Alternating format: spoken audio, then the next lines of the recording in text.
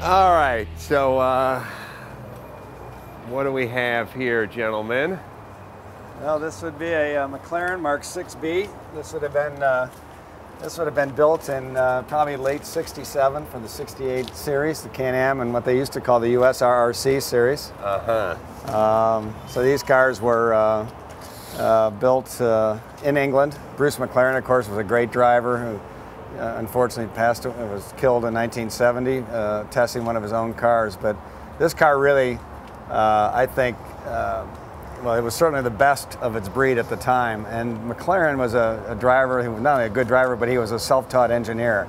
And this was the first car, I think, that became available to anybody with the money. You could go get the current stuff, which would never really been possible before. So they sold a fair number of these, and McLaren's one of the greatest names in racing. Very fast car. We have a lightweight car with a, a lot of, well, not a big displacement, a small block Chevy in there. Small block about Chevy. 370 cubic inch.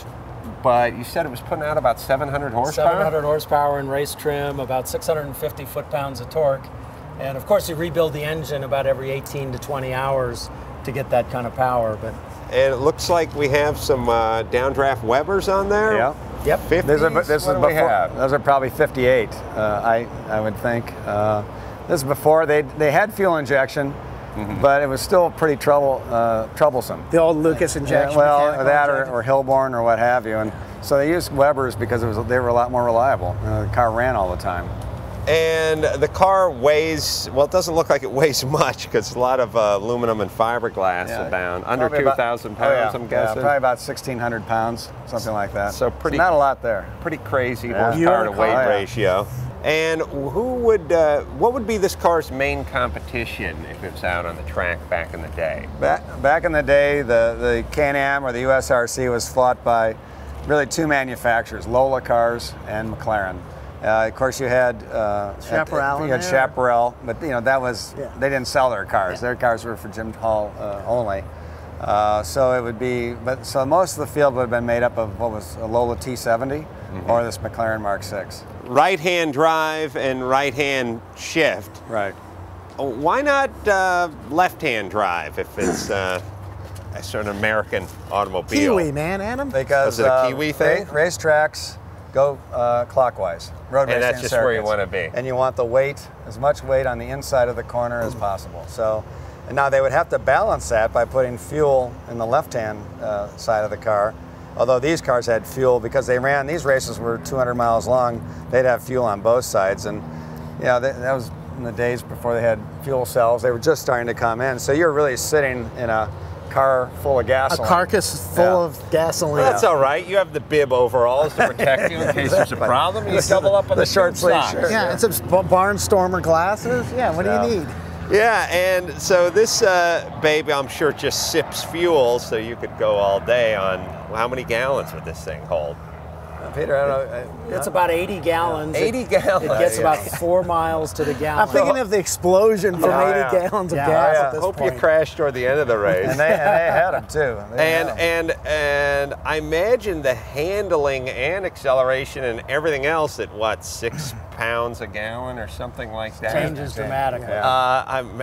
Times 80 gallons. I'm guessing that really changes up the dynamics of the car. Yeah. For sure. So again, just a transaxle, 5-speed. That would have been probably a 4-speed, and originally. Later on, they might have gone to 5, but 4-speed originally. Yeah, but so much torque and they couldn't put the power down. Right. So because the tire technology. I think Hewlin made the gearboxes for this series because I was looking at the 4 and 5 speeds for my GT40, and they were so incredibly expensive. I started looking at the older vintage ones, and guys said, go look for old Can-Am parts because they can take the horsepower. Yeah, right. Sure. Ended up with a 930, Yeah. 930 gearbox, but I was looking at the Hewlin gearboxes because I like where they came from the racing heritage. It's just a little too difficult to source. And with the gearbox and the torque, I actually lost 4th gear in this. Actually, 2nd and 4th, it got stuck in 3rd, and I was only about 3 seconds a lap slower just using 3rd gear because there was so much torque you didn't really need to shift down. And the rims are 15s, whether they're 14 wide or 15 by 15, or what are these things?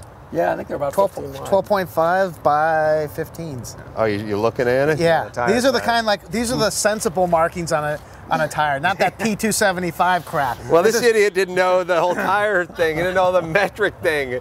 285. Look, I just 30 look for series size and all fit, that. Yeah. as wide as you can get. And it's funny. I'm looking at the gauge cluster, and it doesn't exist. No. Which is weird. It's pretty much just a tack in the center, like probably water temp, some oil pressure. Yep. And, That's oil all, temp, that's no all you digital needed. telemetry That's all here. you needed to know. No, there's no telemetry. Drive till it stops No working. computers. You know, I think that's one of the. You know, I have a bunch of old cars, and you look at a modern day race car, and the wiring looms. Yeah. Yeah, they're computers 2-3 inches in diameter at times, and there's wires going everywhere. You look at one of these, and there's Ignition box to a distributor. Yeah, and you got your Fuel pump. your brake lights, and that's it. Pretty much, it seems like with a garage full of tools and a Summit catalog, you can pretty much maintain this car. I think the hardest part in this car to deal with is probably the gearbox, and Hewlin's still in business cranking parts for them. Yeah. It's just, you got to pay for that. Yeah, the magnesium gearbox is probably more expensive than the entire motor build these days. In sharp contrast to this car is probably one of the most modern cars built to date. It's a new Lotus, and it's sort of would you call it a 2+2? Like, how would you designate this Lotus? It's not the go-karts they've been selling over the last few years. Peter's been driving it, but he says it's a 2.2. I look in it, I'm not sure, but he says it's a 2.2. It is for a insurance 2+2. purposes, There is a back seat. It's really going up against the Porsche 911. It's the new Evora, 6-cylinder engine, great handling car. Handles like a go-kart, stops on a dime, but a little bit more practical than the Exige, the other Lotus cars that are out there, in that it does have a semblance of a back seat.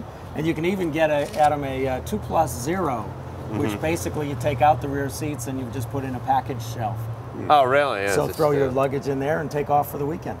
Yeah, because that seems, again, well, it's funny. You know what would actually be fun to do? You saw NBA great John Sally in here just a little bit. I'd love to see how much Shoehorn him in. glue it took to get him into the back seat. There's not enough 30 weight on the planet to get that guy into the back seat of this Lotus. But the design is really, really cool. And 6-speed manual on this baby. 270 something horsepower. Yeah, about 270 horse, just under 3,000 pounds. So again, it's like the McLaren of the new era, where it's very lightweight and great power. I was reading, I think Sandy wrote this on the bio, that Bobby, you were involved with some of the development on the NSX. Right. Acura. This is sort of the young offspring of that car in a certain sense. Very Mid-engine, similar. Yep. 6-cylinder, lightweight, great handling characteristics. Yeah, and like the NSX, the whole concept of the NSX was they didn't have a big engine. It was it was a V6, but it was very light. And so that was the same concept here. You don't need the biggest engine if you're lightweight. And, I it think handles better, it stops better, the lighter it is. So I love the NSX. It's one of those cars that you kind of felt bad that they couldn't get the horsepower up, because it was just a neat style car, and it was a great. Right. They just couldn't do it. Great handling, great shifting, great everything. I mean, I had a Lotus Elise, and that to me was a real throwback to what sports cars were all about. I mean, it was very hurt your back it was very to get plain. in. It was hard to get in the thing, but when you're in it, you wore it. It was like a big go-kart, and Lotus has always been renowned for handling. They haul ass at the their track. Technology. So it's great to see the company's really probably at the height. Its height. Quite a long time. These car companies are sort of the tantamount to, if you like sports, like you just don't want the New York Yankees to go away or the Dallas Cowboys to go away. You don't mind if they move out of Baltimore and become the Indianapolis Colts, but you just want that franchise to continue, if you're a fan. And you don't want Lotus to go away, and you don't want these other marquees to go away. And it's nice that people have sort of realized that and resurrected them. Hell, we have talking to the guy from Spiker the other day on the show. I mean, that's one that went away for 100 years and then resurrected from the ashes. And Lotus is back in Formula One now. Oh, they are. So they've got a team in Formula One. They've got a team in IndyCar. So they're not only putting out great street cars, but they're coming back racing again. Yeah. And Lotus is going to be our featured mark at the race in Birmingham, Alabama. So we'll have a good turnout of Lotuses. And one of the great things about having Lotus as the featured mark at Barber Motorsports is the world's largest Lotus race car collection is right there. Oh, really? George Barber, who started the circuit, also has a fabulous museum there, a 5-story museum, and he's got the largest collection of motorcycles and the largest collection of Lotus race cars there. Well, as exciting as it would be to hear the purr of a 3.5 liter V6 with some catalytic converters attached to it, I'd rather hear the growl of the open-headered Can-Am car. Help with the caps. Yep. Make sure it's out of gear. Yeah.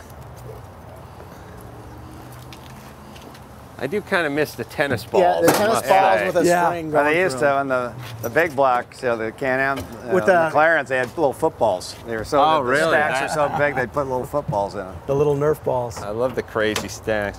I'm going to stand over here so I don't have another one of those old Yeller experiences. Smell some lead-based gasoline. Yeah. Well, most of these are unleaded now, I think, but.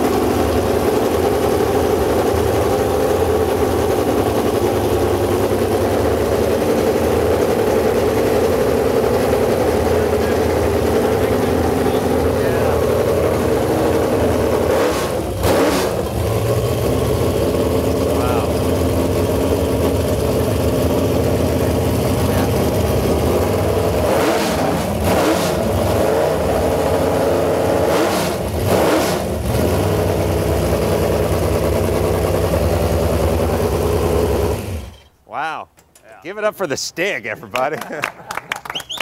He's a man of few words, but he lets his engine do his talking. He can throw his rev around. Yeah, you don't need to talk. Wow, that is excellent. I love the sound of open exhaust. I know it's not going to sound like a compliment, but almost sound a little like a drag boat, which is really the ultimate sounding vehicle. It's the sweet sound of the small block Chevy. Yep, sweet sound. Wow, that thing did, you know, for a V configuration with that many cc's, it took those revs pretty fast. And it's still cold. Small block Chevy is probably one of the greatest engines One more ever races designed. than anything ever. It's been everywhere and done everything. I'm guessing at 700 horsepower with this kind of semi-limited displacement, you got to be running 12.5 or 13-to-1 compression in this thing. Probably somewhere. Yeah, 12.5. Yeah. Because man, that's tough, but that thing sounded awesome. Wow. Well, what else is there to say? I think small block Chevy said it. Let's run this down to Del Taco. Yeah. Drive-through. It's got the passenger simulated seat there. That was one of the rules of Can-Am, is it had to be a 2-seat car. Yeah. Oh, wait a minute. You want to hear this one? Oh, you don't want to. You want to hear the Lotus? All right, why not? Fire the Lotus Fire it up.